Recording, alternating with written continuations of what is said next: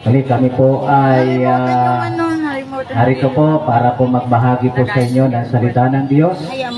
At habang kayo po ay abala, kami naman po ay makikisuyo na kami po ay makabahagi po sa inyo ng mabuting balita at kung ano yung plano ng Diyos sa buhay po nating mga tao. Sapagkat minsan ay nakakaligtaan po natin kung ano ba talaga yung layunin natin.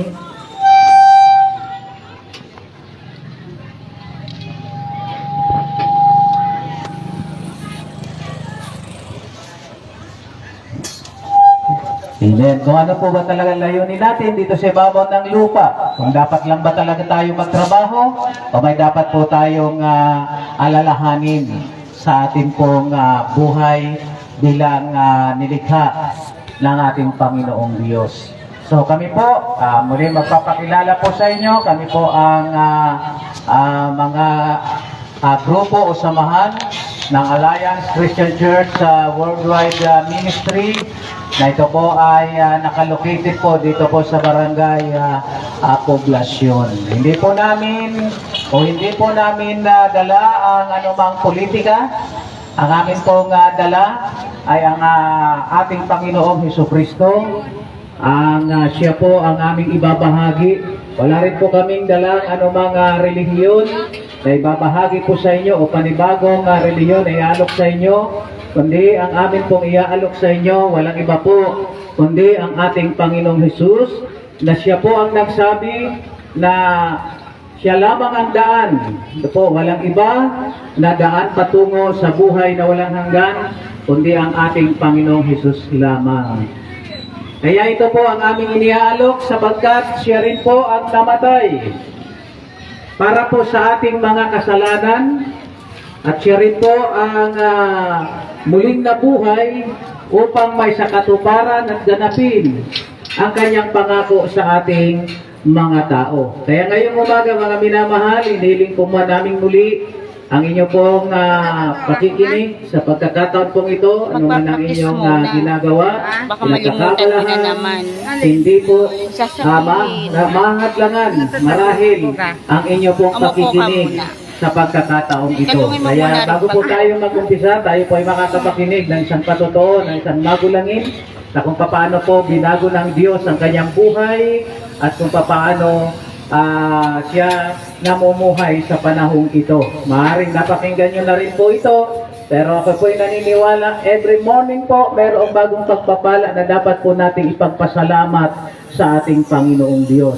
Dahil tayo po ay isang napakalaking pagpapala sa atin ang tayo po ay magising, magkaroon ng lakas para po makapagtrabaho at para po maisip natin ang ikabubuti.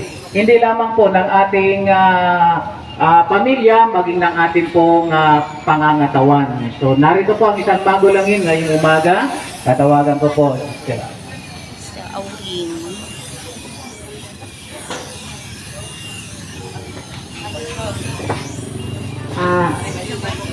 Isang magandang umaga po sa inyong lahat, lalo sigit po ay sa ating Panginoon. Nagpapasalamat po ako sa biyaya ng Diyos sa araw-araw na ginagawa niya sa aming buhay. Bagaman po sabi nga ay marami nga pong problema bilang isang tao dahil ang wala pong problema ay tumutukoy po sa hindi wasto ang kanyang kaisipan. Sa manalit sabi po ay isang baliw, pero tayo po ay sabi nga po ay normal. Kaya normal po sa isang tao maraming pasanin sa kanyang buhay. Po'y nagpapasalamat sa dakilang Diyos sapagkat sa araw-araw nga po kami nakakaraos. Ang Diyos po ang nagbibigay ng mga biyaya, pangailangan po namin sa araw-araw. Na ang Diyos po ang patuloy na nagpapala sa bawat isa sa aking pamilya. Kumbaga po, ang bawat isa sa atin may kanya-kanyang pasanin. At ako po'y nagpapasalamat sa dakilang Diyos sapagkat yun nga po, sabi nga po sa banal na kasulatan, yung pong isang mayaman, may dalawa siyang anak. Ang isa po ay hindi umalis, yung po ang isa ay umalis at lumayo. Kumbaga po, ang Diyos po ang patuloy na nagpapala sa bawat isa. Sa Diyos po ako nananampalataya ang isa pong anak ay lumayo, pero awat tulong ng Diyos po ay bumalik po siya na sabi nga po, iingatan po siya ng ating Panginoon. Bagawan po sabi nga ang taglay ay bilang isang tao, yung nga pong sabi nga ay paggawa ng kasalanan, ano po. Pero ako nga po nananampalataya sa ating Panginoon na Gusto mo siya i-load ang ka Diyos ba? po ang tutulong sa bawat isa sa ating I-search mga mo nga anak. yung kanta mo. Dahil sa ating pong magulang, ang lagi nga pong sabi nga ay problema ng isang ina, yung nga pong baon sa araw-araw, kung tayo po ay Wala akong load may anak na nag-aaral, kumbaga po ay kung wala naman po nga po sabi, gastusin sa araw-araw, ano po, kumbaga po sa isang pamilya, napakahirap po sabi nga walang pinagkakakitaan o walang hanap buhay. Pero sa Diyos po ako nanampalataya na ang Diyos po ang nagbigay sa amin ng mga kaunting biyaya na yun po ay patuloy na nagdudugtong-dugtong sa amin sa araw-araw, ano po, na ginawa ng Diyos sa aming buhay. Bagang po minsan ay wala, kinabukasan din po ay mayroon, ano po, sa tulong po ng ating Panginoon, sa patuloy kang pagsampalataya ko po sa Kanya. Dahil kung sa akin po bilang isang tao, wala po akong magagawa o wala po akong kapangyarihan upang ang aking pangailangan ay agad-agad ay isang isak mata ay mayroon, ano po. Bilang isa pong tao na tulad nga po tayo ay gagawa, tatrabaho upang makamtan po natin yung araw-araw na pangangailangan. Pero ang sa Diyos pa rin po yung nagmumula mga bagay-bagay ngayon. Dahil sabi nga po, pagising pa lang sa umaga, biyaya na po ng ating Panginoon na mayroon po tayong buhay at lakas. Naiiyak po natin ang ating mga paa. Naiigalaw po natin ang ating mga kamay. Kumbaga po ang ating puso sa isipan na po ay nagpapangs upang sabi nga, ang ating po mga gawain sa ng maghapon ay kumbaga po isa-isa pong gagawin ng isang tao, ano po. Nagpapasalamat po ako sa Panginoon, bagaman po sabi nga, hindi naman nga po ako karunungan o kagalingan, wala naman nga pong pinapos, kung hindi sa pamamagitan po ng biyaya at pagpapala ng ating Panginoon. Sa Diyos nga po ako maasa, at siya po yung nagbibigay sa akin ng karunungan at kaalaman, buhay at lakas sa araw-araw, upang ang aking pamilya ay aking pong mapaglingkuran. Ako'y nagpapasalamat sa dakilang Diyos sa pagbibigay niya sa akin ng ganitong kaalaman na bilang isang tao na ang Diyos nga po ang patuloy kong inaasahan. Ang Diyos po ako'y nananampalataya at patuloy na nanalangin na patuloy na bigyan pa po ako ng buhay at lakas upang ang aking pamilya ay aking pa pong mapaglingkuran. At sabi nga po, bilang isang tao, napakasarap po ang mabuhay na kasama ang ating Panginoon. Bagaman po ang problema ay laging nariyan kasi ba't na po ng isang taong normal ang problema. Ang masarap pong mabuhay, tayo po'y manampalataya, magtiwala sa ating Panginoon na yun po ay ating pong makakamtan sa araw-araw. Ano po, dahil nga po sa buhay nga po natin ngayon, ang sabi nga po ng ating Pangulo ay pababa ang ating bilihin, pero para pong ang nangyari ay kabaligtaran. Sa isang tao po, tayo po ay aasa sa tao, ay wala po. Lagi po tayong sablayan po. Pero yung magtiwala po tayo sa ating Panginoon, ora mismo wala po talagang sablay. Lalo po dahil ang Diyos po ang pinagmumula ng lahat ng bagay sa ating buhay. Dahil yung nga pong pangailangan nga po natin sa araw-araw na napakahirap po, ano po. Dahil sa panahon po ngayon, kung malaki ang isang pamilya, sa isang salo po ngayong bigas ay 150. Paano pa po kaya kung wala naman tayong pinagkukunan, wala tayong inaasahan o pinagkakakitaan? Kundi sa Diyos lang po tayo umaasa ng lakas upang tayo po ay makapaghanap buhay sa araw-araw at matugunan po ang ating pangailangan ng ating pamilyano po. Andun po yung ating patuloy na pasasalamat sa ating Panginoon sapagkat kami nga pong mag-anak, kumbaga po ay nakakilala po sa ating Panginoon. Bagaman po, sabi nga ang kasalanan ay hindi tayo maging matuwid habang buhay ang tao, patuloy na nagkakasala.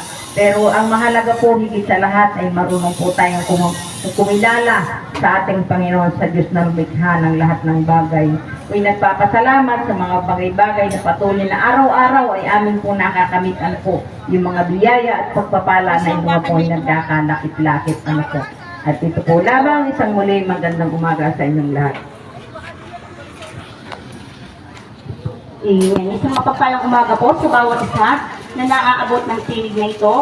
Kami po ay narito upang magbahagi ng mabuting balita ng ating Panginoon, hindi upang manghingi ng kung ano paman, ng pera o ano paman ang aming hihingi. Kami po ay narito upang magbahagi ng mabuting balita at mga biyaya ng Panginoon kung paano ito ay aming naranasan. Kaya ngayong umaga, bago pa po ang mabuting balita na ating pong mapapakinggan sa umagang ito, tayo po ay makapakinig pa ng isang kabataan na kung saan siya ay kahit siya ay sa kanyang murang edad at sa kanyang maliit na ay naandun pa rin ang biyaya ng ating Panginoon. Kaya pakinggan niyo pa po ang isa pang sasabihin. Kami po ay mga born again Christian, hindi po kami naparito upang manghingi ng ano pa man. Hindi po kami naparito upang manghingi ng pera o kung ano pa pong bagay. Kami po ay naparito upang magbahagi ng mabuting balita kung saan ang Panginoon ang siyang kailangan natin. Hindi mo sasabihin, hindi mo kailangan ng Diyos. Sinasabi ko sa iyo, kaibigan, kailangan mo ang Diyos sa iyong buhay. Pagkagising mo pa lang sa umaga, magpasalamat na agad tayo. Ikaw ay pinagpala na agad kahit ikaw ay walang pera, nandiyan naman ang iyong malakas na pangangatawan. Amen po ba? At nawa po ay pakinggan na po natin ang isa pang sasabihin ng ating isang kabataan. Tinatawagan ko po si Brother Jordan.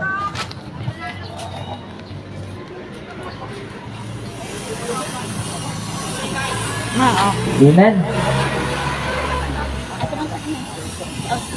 Magpatatawa na sa diretso pantay.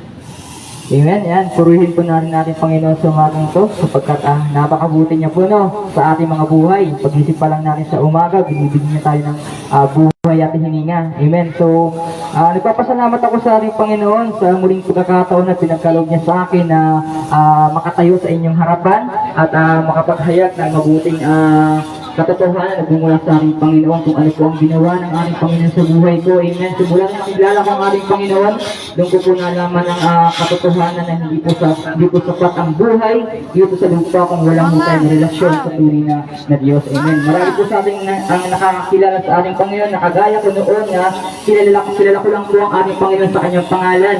Sumisimba lang po ako noon, pero after that, bumabalik din po ako sa mga gawain dito sa libutan. So, yun ko po naintindihan na habang tumatagal, amen, so meron pong ginamit ang ating Panginoon Diyos, yun po ang ating pastor. Ayan, siya po ay nagbahagi po sa akin ng salita ng ating Panginoon.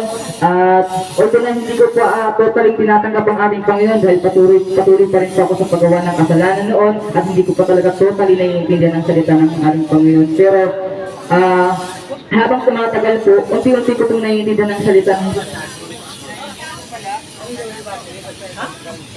Ay, nawala. Run out?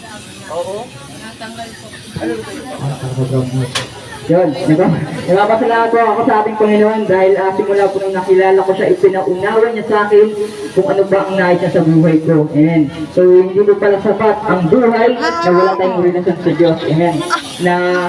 Na akala ko dati na okay lang ang mamatay dito sa lupa, pero hindi po pala na sapat na tayo ay mamatay lang dito sa lupa, na hindi po tayo nakakilala sa ating Panginoon sapagkat meron pong nakaparusahan pagdating ng ating panahon na akala ko dati is sapat na ang pagkakilala lang sa ating Panginoon. Kaya pinagpapasalamat ko sa ating Panginoon dahil sa mga salita niya ay hinahango niya ako mula sa kasalanan, iniligtas niya ako mula sa kasalanan, inilayo niya ako sa mga bagay na ikakapahamak ko. Amen.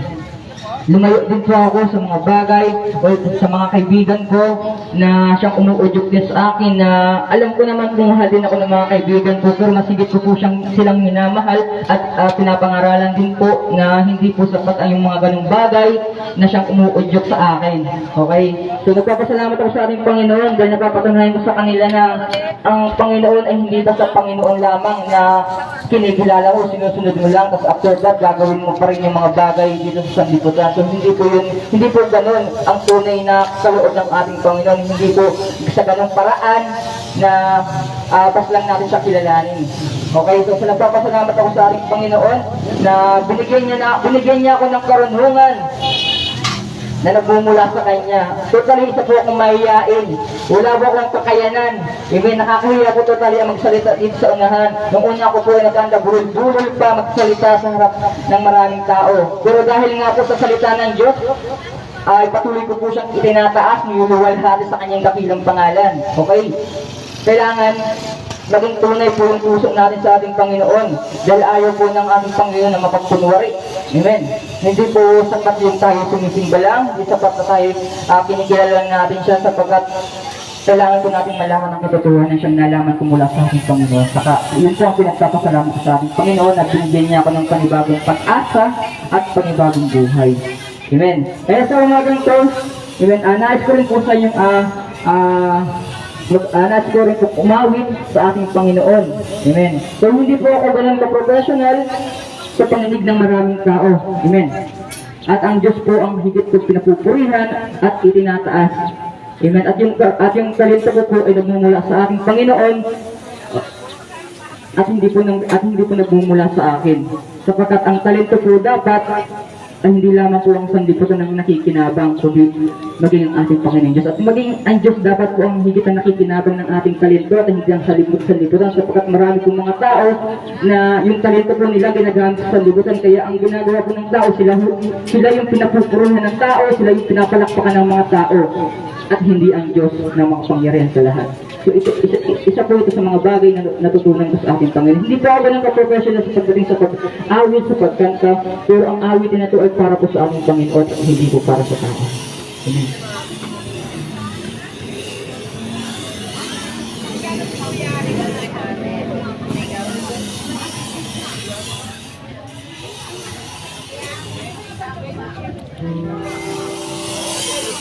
Dito ako sa tabi ng mga magaganda. Patabi ako sa inyo ha. Para kita ko. Kayo po yung naano sa bus? Ay, hindi. Pero nangangarandi kami sa bus. Kaya lang hindi naman kami nangihingi. Kaya kayo po yun? Sa bus? Nakita ko na po kayo eh.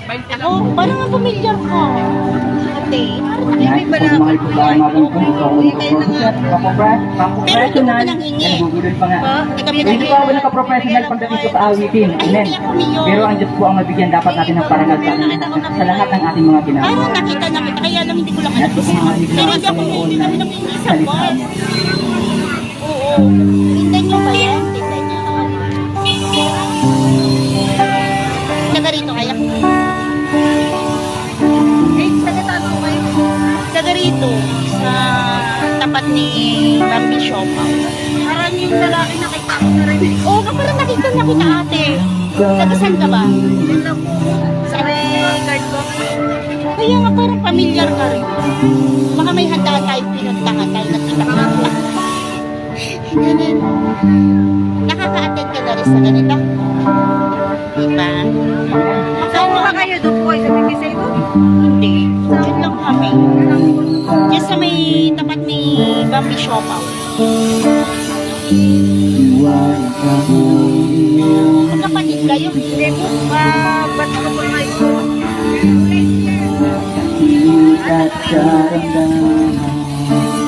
Lahat ay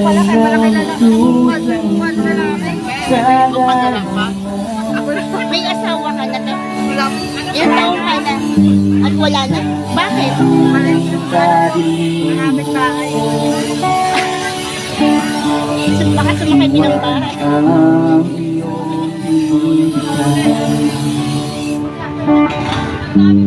Sa sakit at karamdaman, sa lahat ay mong isusan. Hindi nagtinda yung ano. Hindi nagtinda yung nakabalagpag dito. Doon kami nakabalagpag. Ay. Salita mo, pangangawatan ko. Salita mo, Kapag lahat ay nasa iyo. Sa buhay ko, namuhay at hahawakan ko.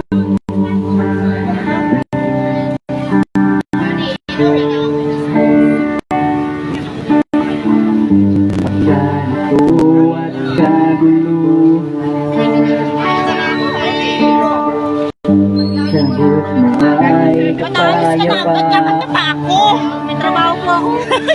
Saan? Sa restaurant. Saan restaurant? Sa Mayola. yaman ko ay natagpo. Sa may kainan? Nagkain na kami sa may kainan. Ha? Nagkain kami sa may kainan. Ay, dito. Magkano halo-halo? Pag regular way. Na special. 100 Ayun, yung pansin. Sotanghon, yung kulay violet na. Sotanghon, magkano? Ano po yun? 190. Good for 3. Madami mo yun? Dami. 130? 190. Pag special po nasa 200. Yung violet yun, di ba? Nakakain na ako nun eh. Yung violet. So, ito ba yung anak niya? Kapayapa May jowa. Sige po, thank you ha. yaman ko ay inyo natagpuan. Salita mo panghahawakan ko. Salita mo mapatapos ko. Nahintay na sa'yo tapat sa buhay ko. Salita mo ay panghahawakan ko. Jesus, ikaw ang salita ng Tanging ikaw ang nagbibigay kahulugan sa aking buhay. Salita mo panghahawakan ko. Salita mo tapat at totoo. Lahat ay nasa'yo, tapat sa buhay ko. Salita mo ay panghahawakan ko.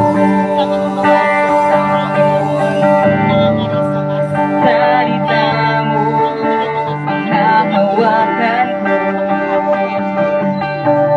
Salita mo tapat at totoo. Lahat ay nasa'yo, tapat sa buhay ko. Salita mo ay panghahawakan ko. Salita mo ay panghahawakan ko. Salita mo ay panghahawakan ko. Salita mo ay panghahawakan ko. Amen. Purihin po natin yung Panginoon sa umagang ito at siya po ang patuloy na may taas sa umagang ito. Hallelujah. Amen. Tunay na salita ng Diyos na nagpapaalala sa atin at patuloy na nagbibigay kalakasan at inspirasyon sa bawat isa na patuloy na umaasa at nagtitiwala. At isa pa pong patotoo ang ating pong mapapakinggan. At isa pong kabataan naman ito na kung saan ang Panginoon ang siyang patuloy na gumabay at sumama at patuloy na nagbibigay ng kalakasan sa Kanya. Pakinggan po natin si Sister Glenn.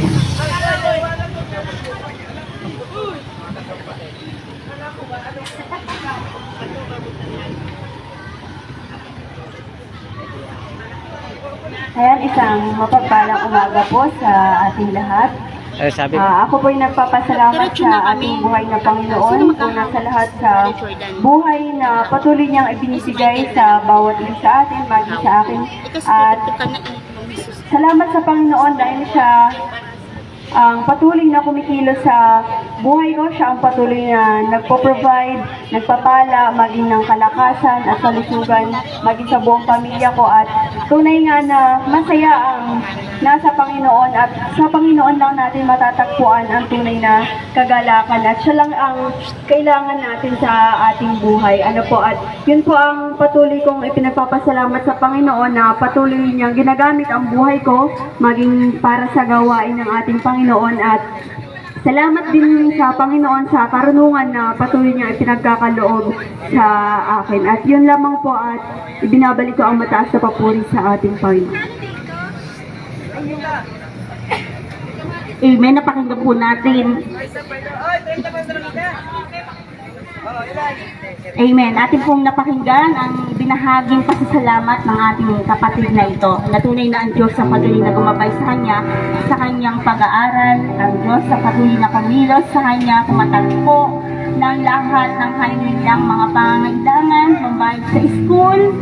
Salamat sa mga scholar na patuloy na ginagamit upang makatapos ang mga nais makapagtapos ng kanilang pag-aaral. At ngayong umaga, pakinggan niyo po ang sa pang-awitin na kung saan si Jesus talaga ang dapat natin tanggapin at kilalanin sapagkat siya lamang ang ating gabay at patnubay at kailangan mo sa iyong buhay. Huwag mo sabihin hindi mo kailangan ang Panginoon. Kailangan yan sapagkat binibiyayaan ka pa ng Panginoon ng hininga ng buhay. Patuloy niyang ginagabayan at tinutulungan tayo, binibigyan tayo ng pagkakataon. Kaya pakinggan niyo po ang mensahe ng awitin na ito po ay aming dadalahin.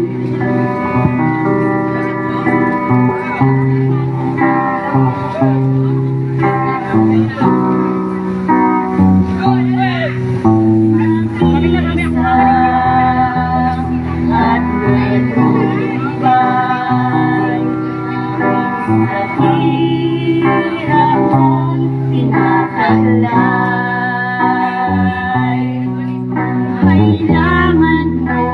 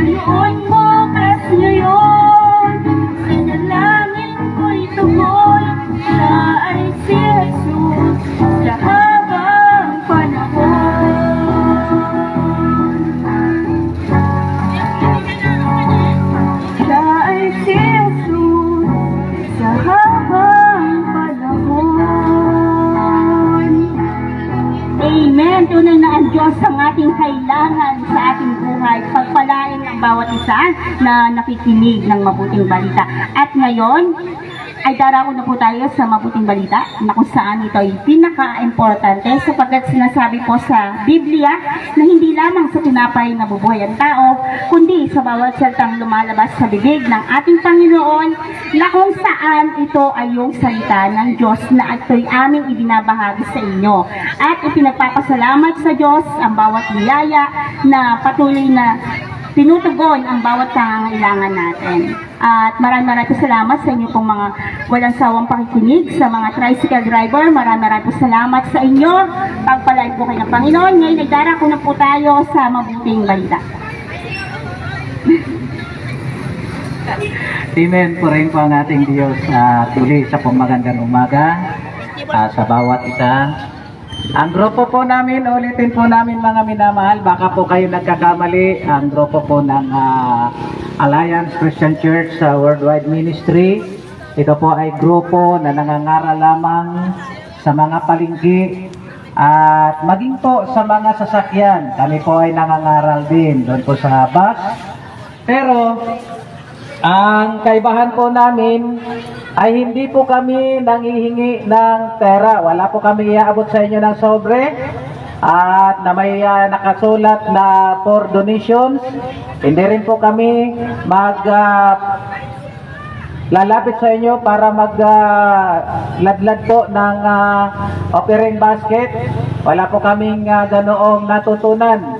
Ang natutunan po namin, ipangaral ang mabuting balita, ipakilala si Jesus, ipakilala ang kadakilaan ng Diyos, at ipaabot, mga minamahal, kung ano ang layunin ng Diyos sa buhay natin. Kung kaya, kayo po ay wag po kayong mag-alala. Sa mahal po ng bilihin ngayon, at halos kakaunti po ang mga mamimili, dahil po sa tinatawag po nating financial crisis na nangyayari po sa ating panahon, tapos yung kaunti po yung kinita, hihingi pa kami. Wala na po ba kaming konsensya? Ano po? Nakakalungkot po doon sa mga tao na nangangaral. Tapos gagamitin ang salita ng Diyos para po manghingi ng halaga, ay kabawasan din po sa inyo. Pero nasa sa inyo po yun, kung kayo po ay magbibigay, kayo po ay hindi po namin sinasaklawan ang inyo pong karapatan. Ano po? Pero ang amin lamang po, hindi namin sila kasama at wala po kaming kaugnayan sa kanila. At ngayon pong umaga, mga minamahal, nais ko lamang po na magbahagi po sa inyo ng kabutihan ng ating Panginoon na dapat po natin maunawaan bilang mga nilikha. At pag-uusapan po natin ang layunin ng Diyos sa bawat tao.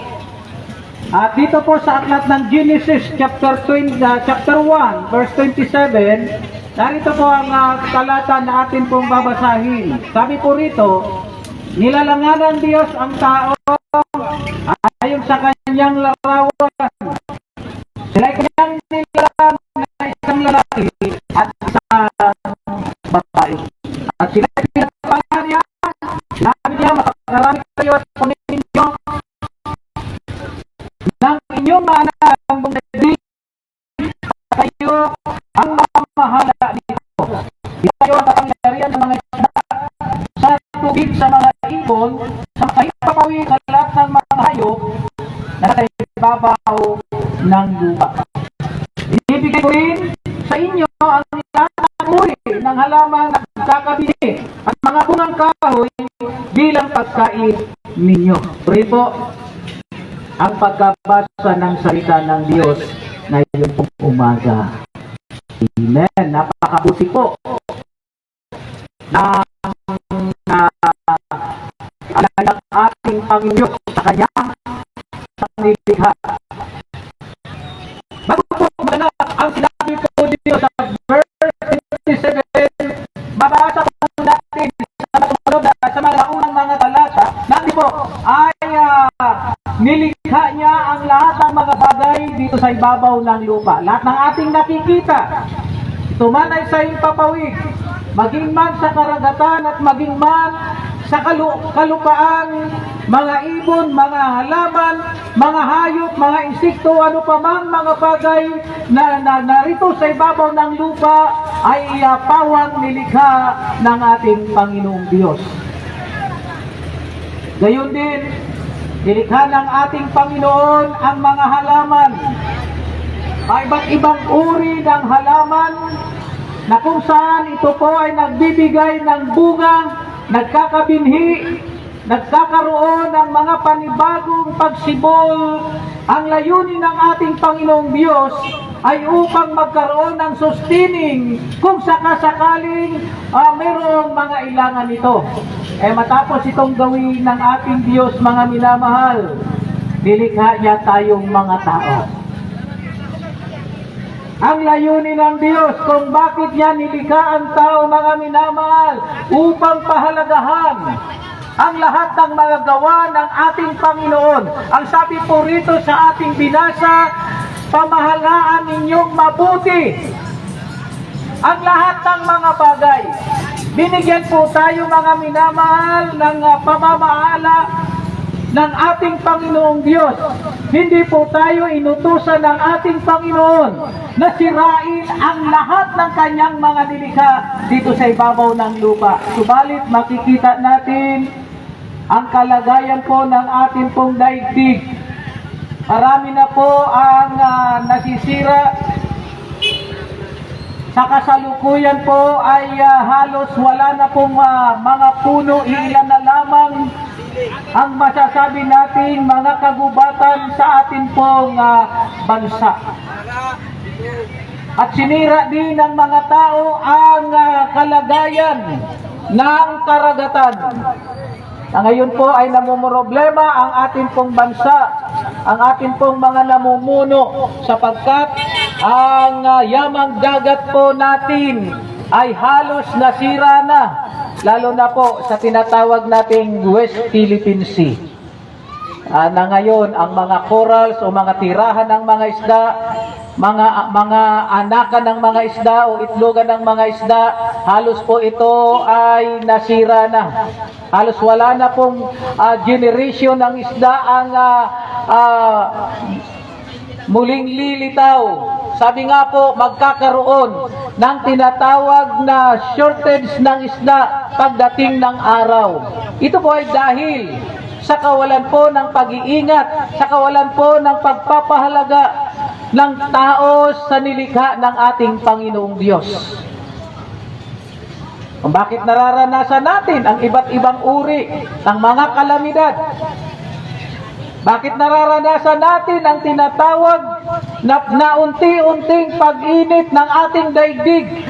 Nasisira ang ating daigdig, nasisira ang cover ng ating pong daigdig para sanggain ang sobrang init ng araw dahil po sa kawalan ng pagpapahalaga at pagpapabaya at gayon din pagsira ng tao sa ating pong kalikasan. Kamakailan, nagkaroon po ng tinatawag na pagpupulong upang muling maibalik yung tinatawag po nating greenhouse. Ito po isang napakahalaga para magbigay po ng lamig, para po magbigay ng maaliwalas na pakiramdam. Hindi lamang po sa mga tao, kundi po sa lahat ng narito sa ibabaw ng lupa. Pero makikita natin, palala ng palala ang problema ng tinatawag po nating climate changes. Painit ng painit. Mapapansin natin, mga minamahal, pag uminit ay init na init. Hello po, sir. Pag umulan ay ulan na ulan. Wala na pong control, wala na pong naghahadlang. Dahil ito po ay sa walang humpay na pagtira at hindi po pagkakaroon ng tinatawag na pagpapahalaga, lalo na po sa atin pong daigdig. Ito po, maliwanag na sinasabi ng banal na kasulatan na ang lahat ng mga nilikhang ito ng ating Panginoon ay mayroon pong layunin. Nang likhain ng Diyos ang tao, mga minamahal, bago niya ito ilagay sa kanyang kalalagyan, yung Garden ng Eden, inayos muna ng ating Panginoon ang lahat ng pangangailangan ng tao sa lugar na iyon. Sabi nga ng banal na kasulatan, ang Garden ng Eden, ang paraiso, wala nang kakailanganin pa ang mga tao sa lugar na iyon. Ganon kadakila ang ating Panginoong Diyos. At kung bakit nilikha ng Diyos ang tao sa umagang ito, mga minamahal, pakinggan niyo pong mabuti. Ang layunin ng Diyos sa tao ay upang ang tao po ay magkaroon ng malapit na pakikipag-ugnayan at pakikipagrelasyon sa ating Panginoong Diyos. Layunin ng ating Panginoon na tayong mga tao, wala tayong ibang nasa puso't isipan, kundi ang parangalan at sambahin ang ating Panginoong Diyos. Sa panahon ni Adan at ni Eva, ang sabi ng banal na kasulatan, nagkakaroon po sila ng tinatawag na pakikipag-isa o pakikipag-fellowship sa ating Panginoong Diyos. Wala pong ibang hangad ang ating Panginoon, kundi tayo po ay mapalapit sa Kanya upang hindi natin maranasan ang kahirapan, upang hindi natin maranasan ang karamdaman, upang hindi natin maranasan ang kamatayan. Sapagkat bago pa iniwan ng ating Panginoong Diyos si Adan at si Eva, ay pinagbilinan siya ng isang utos na huwag ninyong kakainin ang bunga ng punong kahoy ng pagkaalam ng mabuti at masama na naroon sa gitna ng halamanan. Isa pong matinding utos ang ibinigay sa kanila. Pinagbilinan sila, clearly na iniutos sa kanila. Dahil hanapin pa ang tao sa kanilang kalalagyan. Ang gagawin na lamang ng tao, antayin ang pagdating ng ating Panginoong Diyos sa kanilang lugar upang makipag-fellowship sa Kanya, upang ang Diyos ay kanilang sambahin, upang ang Diyos ay kanilang parangalan. Pero ang tao po, hindi siya naging matatag. Tayo pong tao ay marupok.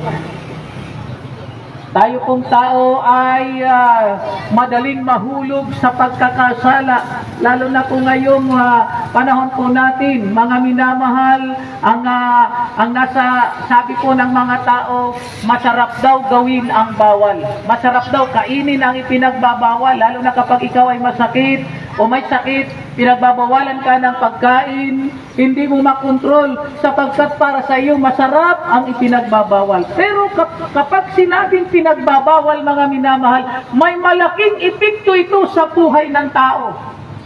No? Bakit po yung alak sinabi po sa patalastas, drink moderately. Pero ang tao naman, hindi po moderate. Kumbaga sa sasakyan, Ate, magkano yung ganyan? ang kanyang hataw ay 200 kilometers per hour. Ayaw niya ng mahina. Ayaw ng tao na ang kanyang tama ay mahina. Ang gusto ng tao, Ate, lasing kung lasing. Pero bakit sinabi ron, drink moderately? Sapagkat meron kong malaking epekto ito sa pisikal ng tao.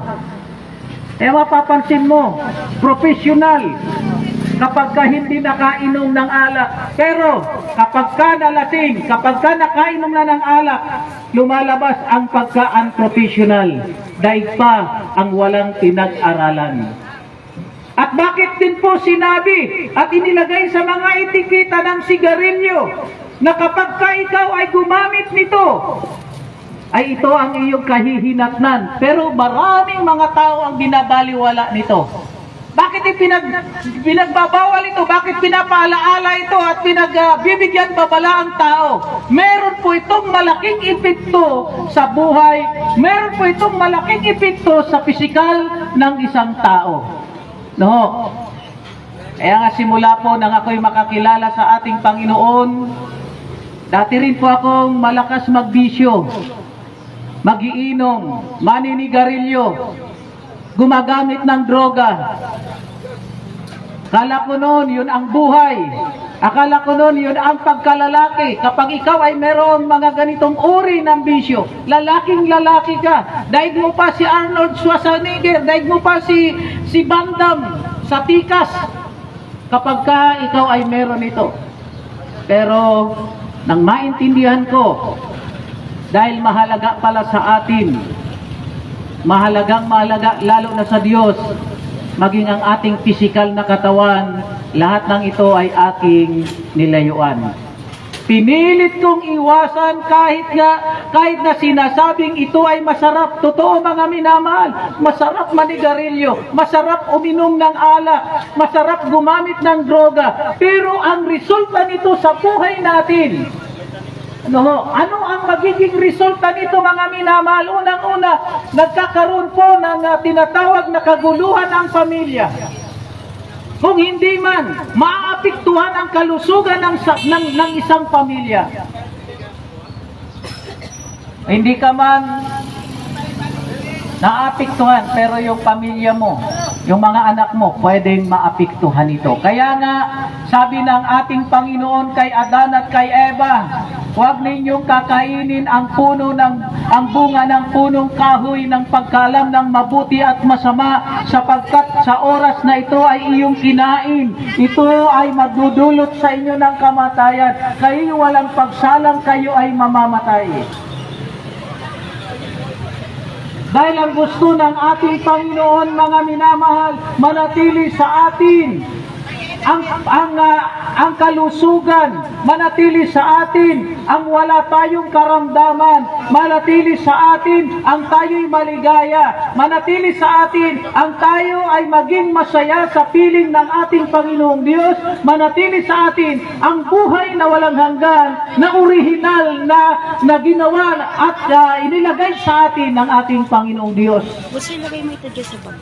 Pero dahil nga sila ay naging marupok, dumating ang manulukso sa kanila, Ikaw, uwi na. dumating ang isang pagsusubok sa kanilang katapatan sa Diyos.